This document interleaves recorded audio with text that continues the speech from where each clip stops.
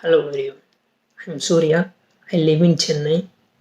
I completed my BTech in Information Technology from Panimalar Engineering College.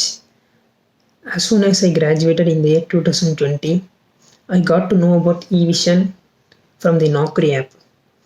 Evision is an IT recruitment and consulting company, so I decided to join an online full-day job internship.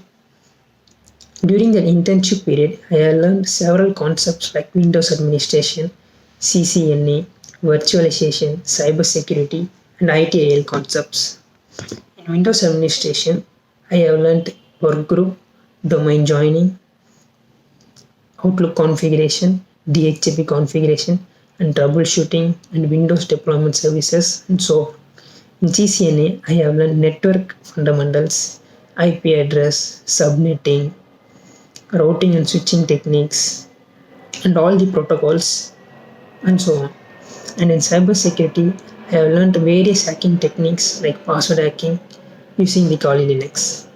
And in ITIL concepts, I have learned agreement, incident, problem management, and that, etc. Not only I have learned in theory, our trainer made me to do all these concepts in practicals.